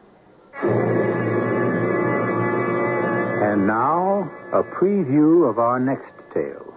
Good morning, sir. Oh, why, Sergeant O'Donoghue. With a G. Yes, sir. I come down here because I thought I could bring you something that might be of interest from a literary point of view. Yes? You remember, sir, it was just a week ago, this poor girl that's done herself in. I wish I could forget. Well, it's happened again. What's happened again, Sergeant? Another one. Another one of those unfortunate situations in the same house, in the same room. What are you telling me, Sergeant? I suppose what I'm saying is that the room stayed vacant 6 days. Then, last night, the landlady rents it out to a young gentleman, and early this morning, he took the same way out. Radio Mystery Theater was sponsored in part by X-Lax. This is E.G. Marshall inviting you to return to our Mystery Theater for another adventure in the macabre. Until next time, pleasant dreams.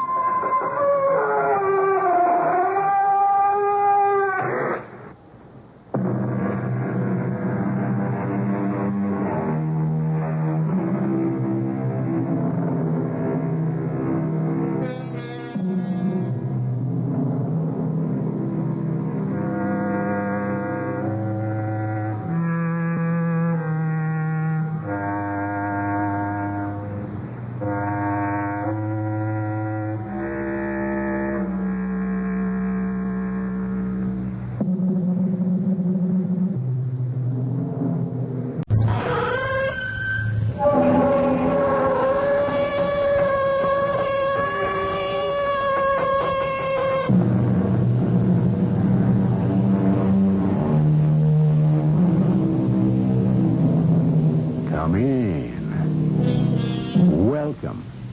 I'm E.G. Marshall. In my lifetime, I've been subject to a barrage of new words, some of which I remember, some of which I don't seem to have the mathematical or scientific turn of mind to comprehend. Spy satellites, controlled hydrogen fusion, high-altitude infrared photography, listening posts, secret. Secrets. Now, there's a word I do understand. And as it happens, it's the key to today's tale, which concerns the greatest secret of the age. The age being the year 3000. Jonathan, Miranda, welcome to Little Texas in the Sky. Governor Houston, it's good to see you. Well, for an 18-month trip through space, you two look pretty darn good. And don't call me Governor. I'm Sam to my friends. So what brings you up here to planet Zeus? Haven't you heard what's going on Earth? Well, I hear lots of things, but nobody told me why America is sending its top biochemists way out here to the end of the planet cluster. Sam, we're starving to death. The whole world is going to die of hunger.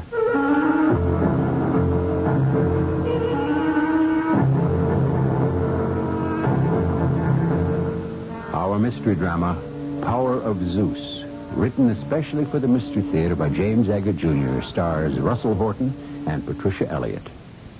I'll be back shortly with Act One.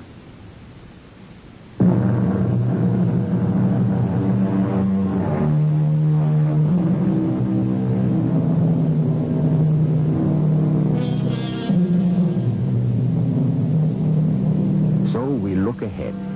Imagine what life would be like tomorrow. Has man prevailed, or, like the atom, has he split this earth? Guessing destiny is a game we all play. For the next hour, Mystery Theater will grant us second sight into the 30th century, the year 3000.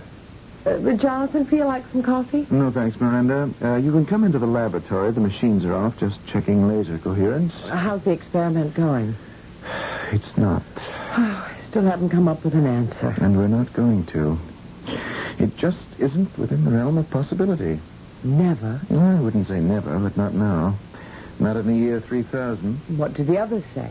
The group, the scientists? Moscow, Paris, Rome, London, have they made any progress? I talked to Chertoff this morning, Legrand in Paris yesterday, no dice. Dame Oswald said she'd call me at 16:05 from London. That will be Dame Oswald now. Troy? Jonathan? Dame Oswald. Any developments? I'd rather not say, old chap. Pie in the sky. You've hit it. Call you back. She doesn't want to talk, does she? No, not on the open line where anyone might overhear. Punch up the scrambler, honey.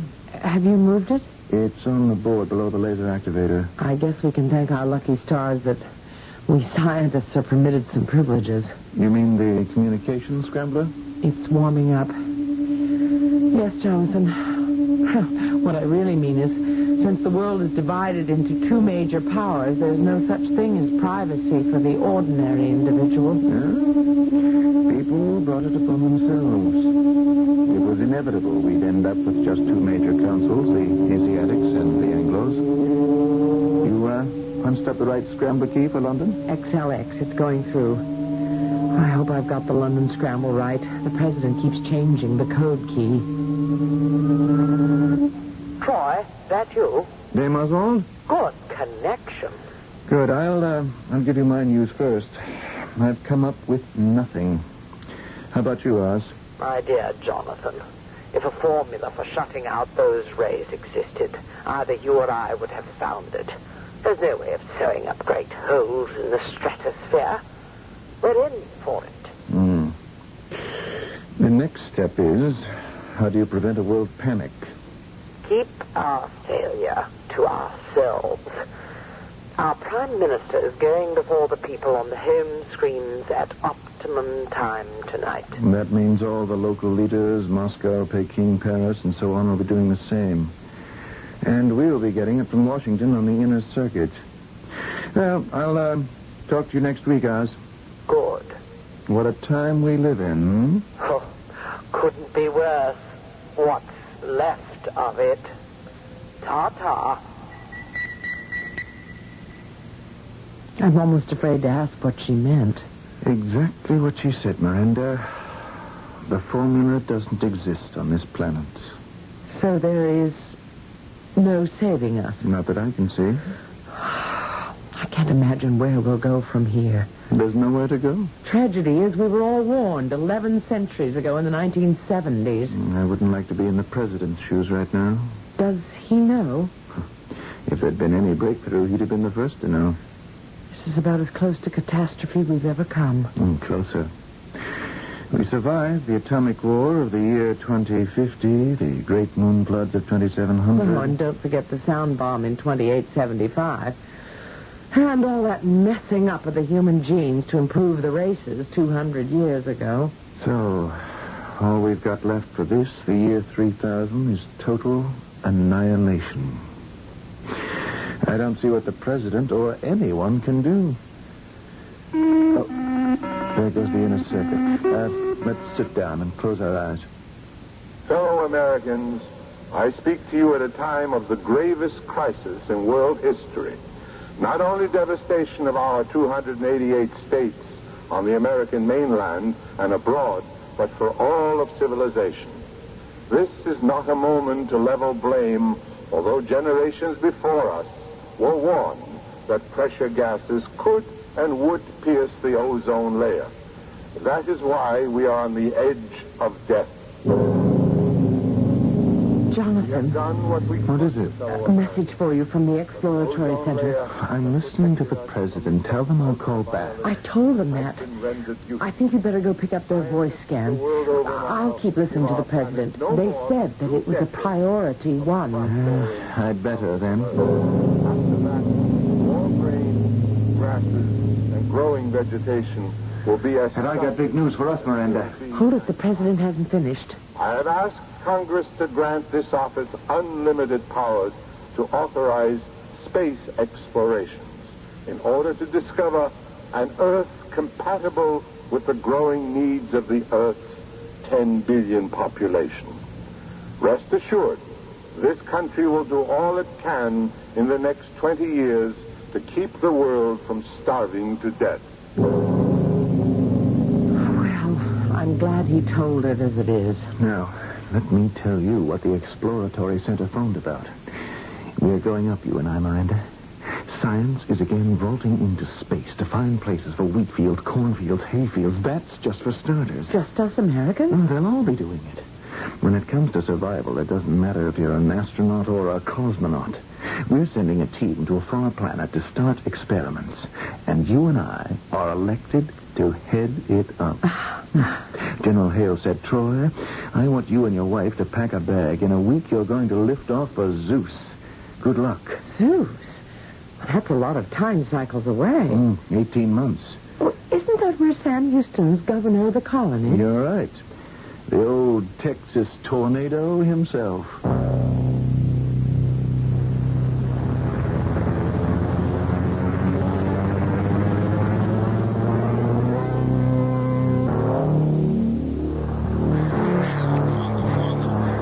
Governor? Sam? It's Jonathan Troy. What's he listening to? Sounds like a Russian transmission. Say, Sam, it's Jonathan and Miranda Troy. We've arrived from Earth. Miranda, he's concentrating on that Russian transmission. Now, he'll turn around in a minute. After traveling 500,000 feet per second for 18 months and 4 moonrises, he's not even turning around. I don't need this from any governor. Jonathan. Miranda, say, where are you going, huh? Hey, welcome to Little Texas in the sky. Hello, Sam. Well, it's good to see you. You don't look a day over 100. Governor Houston, we're a lot older than that. Now, you don't have to call me governor. I'm still Sam to my friends. I didn't get this job running Planet Zeus because I was smart. You know, I had a lot of friends. So what brings you here? You haven't heard, Sam? Well, I hear lots of things, Miranda, but not why America is sending its top biochemists all the way to the end of the cluster. Sam, we're starving to death. The whole world is going to die of hunger. That, little old sun's giving you folks trouble, huh? Yes. The direct unattenuated rays are getting through. And the worst part is no scientist dares tell the public that getting uncontaminated food isn't the only problem. You got more, my boy? In human cell structures, Sam, the nucleic acids of cells which go to make up the genetic material absorb these short ultraviolet rays. And mutations are going to occur. So first you're looking for places to grow uncontaminated grains to feed Earth, huh? Changing the formula of what your soil on Zeus is made up from. And secondly, if that fails, we have to build enough bubbles on little old Zeus to transport population. Now, that's the plan, isn't it? Well, just Americans, for starters. We've got 5 billion people now. Yeah, well, we're not the only ones. I was just monitoring the Russians. You know, they've started farming on Vulcan in a big way. Planet Vulcan? Well, that's not far. Yeah, it's not far enough. About 500,000 miles sunward. our only Asiatic neighbor. So, they're up to the same thing. I didn't realize they were actually farming up there. Chertoff never mentioned it. Did we tell him? Well, the Russians aren't going to have it so easy farming on Vulcan. I'd be mighty surprised if you found the right soil combination here on Zeus. We've run samples here time and again. There's nothing. Our soil couldn't grow a wart. In the end, we had to settle for hydroponics in our bubble cities, and we've all we could do to feed the 100,000 who live here. Sam, we've got techniques on Earth breaking down atom particles. That's what the 30th century is all about. How to survive. And I think we've got a chance here on Zeus. Miranda and I are going to get soil samples from every inch possible. And if we start with pure elements, we just might come up with something. Well, that's a signal. Your living and workspace are ready. Now, all the lab equipment you brought with you has been unloaded and ready for you to set up. So, put on your spurs and we'll just ride over there. Spurs? Are you kidding? I never gave mine up. I still wear them, even though I haven't seen a horse in 400 years.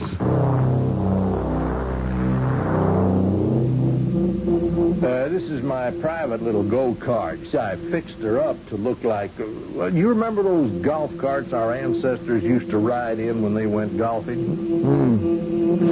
All this land. It's got to be possible to turn this into something productive. Jonathan, my boy, just supposing you could, huh? Then what? Just tell me how you could transport enough grain and vegetables and foodstuffs, whatever, back to Earth, huh? You ever think of that? That's a secondary problem. We haven't even tackled that yet. Well, you'd better tell the president to give it some thought. We go underground here. Now, hold on to your saddles. Jonathan, did you ever read that 19th century poet Tennyson? He had a better handle on this than you do. Sam, don't start quoting to me before we start work. Well, the elevator will take the old golf cart and us folks right where we want to go. Now, what was I talking about? You said you had an idea how to transport several billion bushels of grain through space. Oh, well, not me. Tennyson. He saw it. He said, for I dipped into the future as far as the eye could see. I saw visions of the world and all the wonders that would be.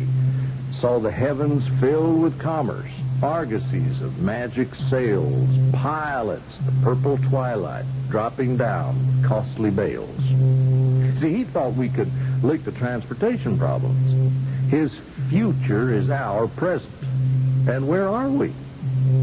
I'd have to say, sorry, Alfred Lord, we ain't nowhere near dropping those costly bales on Earth. Well, here you are, folks. Your own front door. Hey, now, it's good to see you both. Now, you get some shut-eye, and if you need anything, just switch on the inner circuit and ask for the governor's ranch. Ranch? Well, as I call it that. I try to pretend this is just a little sky piece of Texas. In which countless may perish from exposure to ultraviolet rays. A world exploring the universe to find a planet free from gamma rays. A surface to make into farms. That is our story so far. I'll be back shortly with Act 2.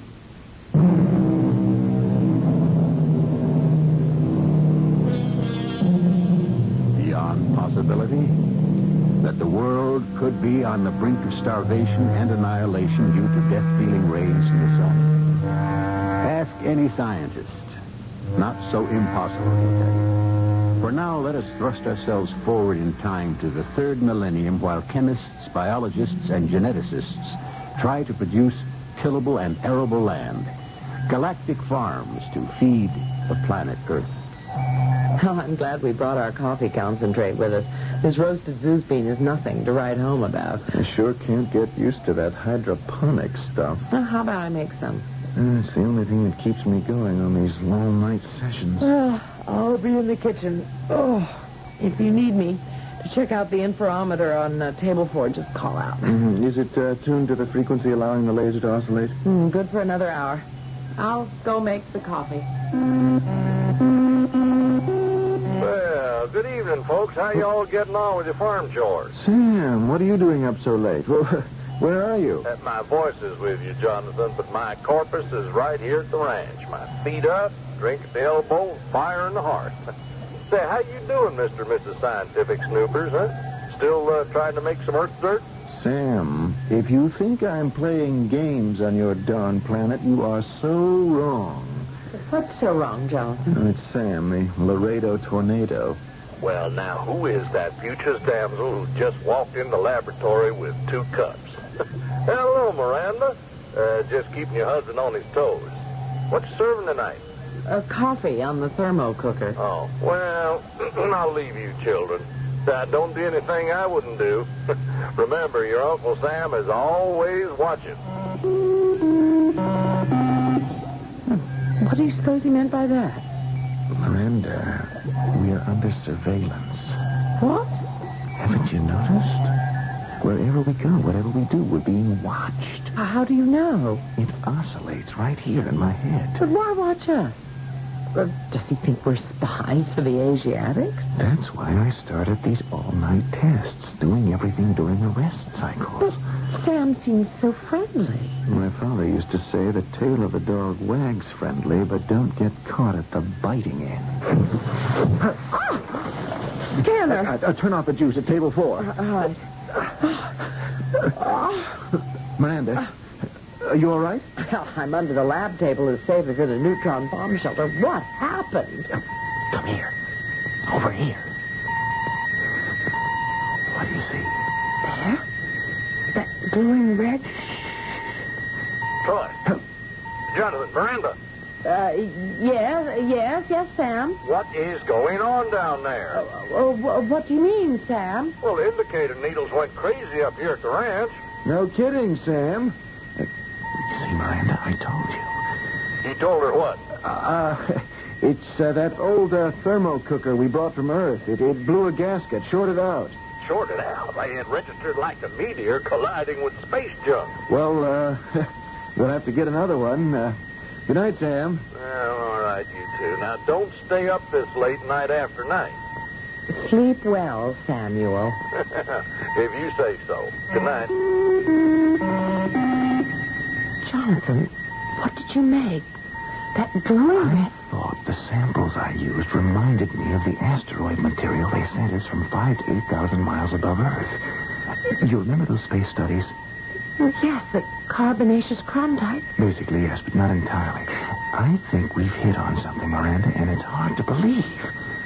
Iron composite. Are you saying? Yes, I am. From now on, we'll call it composite eggs. I thought getting rid of Sam that easily was too good to be true. He's alerted the guards. Get that coffee pot over here. Hurry. Guards aren't going to do anything. They could lock up the lab and everything in it. Here's the thermo cooker. Okay, now empty the rest of the coffee into the sink. We've got exactly the time it takes for the elevator to get up here and the 4 steel walls where they have to pass. Empty? Yes. Okay, give it here. You're dumping composite X into the coffee pot? I'm just going to look in there. Okay, now sit. Sip your coffee, and mind you, don't say another word about this until we're somewhere on Zeus where we can't be overheard. They're here. Steel doors opening. Good evening, gentlemen. You're up late.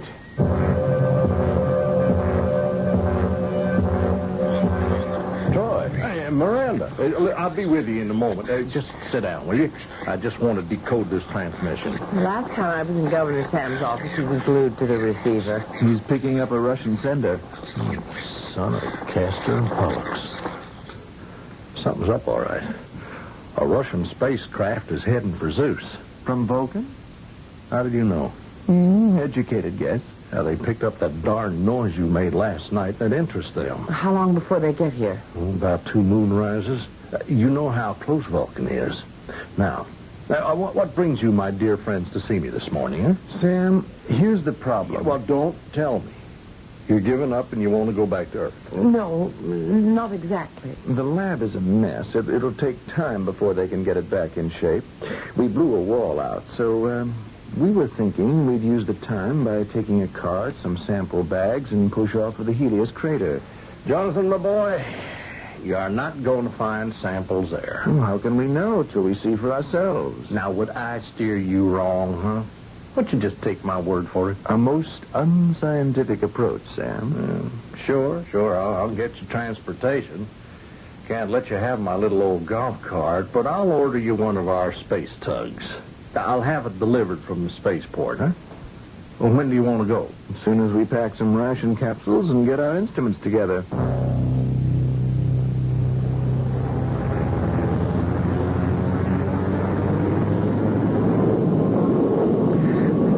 On Earth saw the lengths we had to go to have an unobserved, private conversation. They'd think something very strange was happening. Something strange is happening, Miranda. Yeah, I'm going to stop her right here where we're out of sight. Oh, those other craters way off there. Look how high they are. Really beautiful. Everything is different shades of red. See the 3 moons of Zeus? Fantastic. You know, we've been cheated living on Earth with only 1 moon. What's that big, bright planet way in the distance there, but dead ahead? Well, that's planet Vulcan. She's right in line with our laboratory observation windows. Of course. I see it every night. I wonder if the Russians have made more progress than we have in finding a garden in the galaxy. Sam said they'd colonized Vulcan for a long time. Why do you suppose they're sending a spacecraft this way? Miranda, we've worked together for... How long has it been now? No, nearly 3 centuries. The 27th century was just the beginning. And we've kept renewing ourselves, amassing wisdom, keeping the health and strength of youth. I've never asked you before to keep a secret from our government. But I'm going to ask you now. You mean from the exploratory center or the president? Our greatest allegiance, even above that to America, is to the Anglo Council. You want me to keep a secret from all of them? Until what I want to prove is scientifically sound. Well, I am a scientist first. Yesterday, we accidentally discovered a power that we cannot talk about.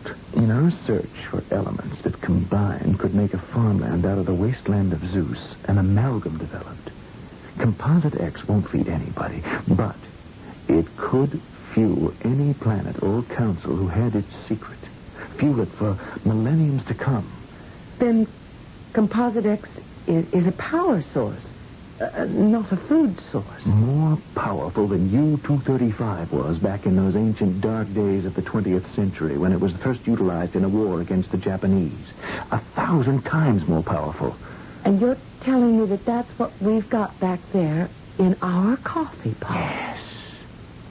But it can only be activated by lasers. Composite X is a compact source of energy, simple to produce and set off. Well, you know the laser settings. We've been using them for every experiment. Jonathan, we haven't put together another bomb, have we? Why do you say that? Well, it's just that a terrible thought just crossed my mind. Somehow, I've got to take the sample we made in our lab and get myself back to Earth and demonstrate its potential. So, we go. What's to stop us? Big Sam. Why is he having us watched? All we have to say is we've decided that our experiment on Zeus is a failure and we're going home. That Asiatic Russian craft is heading this way. He's concerned about that. I don't think he'd let us get out on a routine flight for Earth just like that. Miranda, you are going to stay here on Zeus and cover for me. I see. Pretend, say, that you're sick and can't see anyone. What a mind reader. Well, then, when do I follow you? The very next shuttle you can stow away on. I need that head start. If the Anglo Council approves our discovery, you'll be brought back in the fastest craft going. Miranda, trust me. No, I hope you know what you're doing, Jonathan. Believe me, I do. It's only that... That what? Well, if I didn't know you, Jonathan, I'd say you're acting more like a spy than a scientist. Maybe I'm a little of both. In our work, you have to penetrate the secrets of the universe, just like a spy. Well, you know I didn't mean that. No. I trust you, Miranda. Just give me half of one moonrise to get away. Pretend if you have to, but at any rate, keep my secret. I promise. I hope I won't be forced to break it.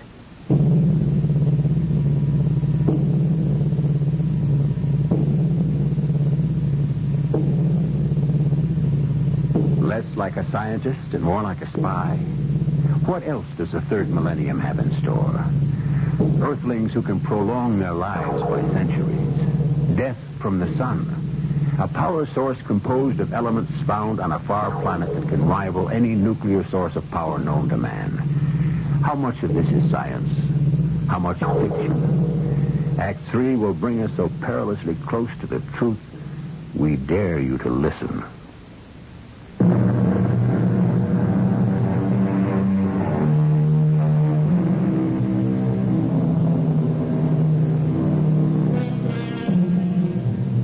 Scientist of Jonathan Troy's ingenuity doesn't have to think very hard to devise a means of smuggling himself aboard the 3 Moon Earth shuttle, so called because the pilot commander has to negotiate the 3 moons circling Zeus before thrusting on target. The liftoff went as scheduled. Then 1,000 time cycles later, something occurred which was not scheduled. Hello, Zeus Control. Zeus Control, 3 Moon Earth shuttle sending. Can you read me? Hello, Zeus Control. We've got trouble at 6 o'clock. Armed Russian spacecraft coming up behind our trajectory. I got no signal from you, Zeus Control. Are you the commander of this flight? Where did you come from? No one's allowed in the cockpit. I ask you again, are you the commander? Hey, aren't you Jonathan Troy? Commander, do you see what I have in my hand? Yes. Well, would you mind taking your finger from the trigger? You will contact Zeus Control, Commander, and you will repeat to them what I tell you. Are you ready? Yes. Hello, Zeus Control, error here, error here. Hello, Zeus Control, error here. Observe no Russian patrol or spacecraft whatsoever. Observe no Russian patrol or spacecraft whatsoever. Now, Commander, you will alter your flight plan as I will direct you.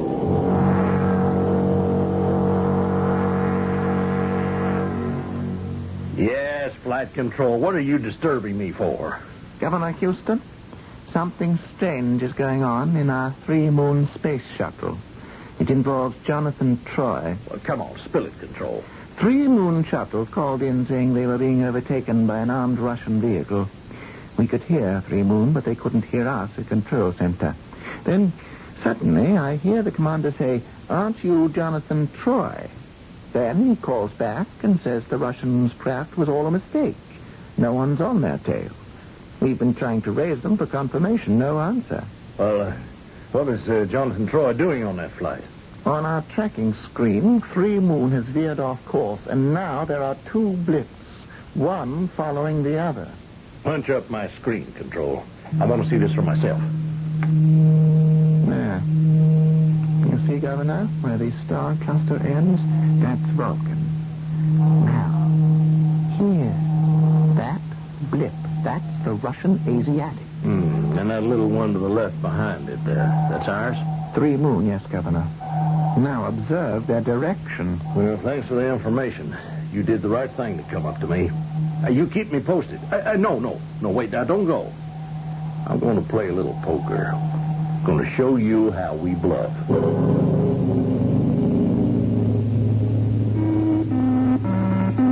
This is Governor Houston speaking. Clear all sight and sound traffic on the inner circuit. I have a message. Hello, experimental lab. Hello, Jonathan. Hello, Miranda. This is Sam, Governor Houston. Would the 2 of you hike yourselves over to the ranch pronto? Sam, this is Miranda. Jonathan isn't feeling too well. I think he caught some virus a few days ago when we were exploring the Helios crater. Oh, I'm sorry to hear that, Miranda. Let me just talk to him. Oh, well, he's asleep just now, Sam, but I'll tell you what. I'll have him call you as soon as he wakes up. Yeah, well, I'm worried about old Jonathan. Maybe being on Zeus is a strain for him. Oh, he'll be all right, I'm sure. A week or so of rest, and he'll be as good as new. Well, how are they doing with the repairs to the laboratory? All right, I think. I haven't been around today. Okay, my dear. Pleasure to do business with you. I don't believe her, do you? What? I said I don't believe her husband is there. Why is she pretending? No, she's covering up. You know how inner circuitry works, don't you? Well, certainly. Anyone on Zeus closes his eyes, and when you give a message, they can see and hear you. Well, I have a wrinkle no one knows about, and since I'm going to enlist your personal aid, I'll let you in on it. See, I can reverse the IC process and can visualize through a recipient's eyes exactly what they are seeing and throw it on that monitor screen. You just watch. Now, we are looking through Miranda Troy's eyes. You follow? Yes. We're moving into a kitchen. She's pouring a glass of water. Swallowing it. No, it's Miranda herself. Now, she's turning back into their living room. Now, will you see that? Mm-hmm. Straightening up a pillow, walking around the room kind of nervously, wouldn't you say? Yes. Is this the only room in their quarters, this and the kitchen? No, a living room where she is now, and then there's a bath and a bedroom. See where we're going? Through that door in the bedroom. Well, what do you know? The bed's made up and no one is in it. No sick Jonathan Troy visible anywhere. He couldn't be in two places at once. No, well, that's spoken like a philosopher.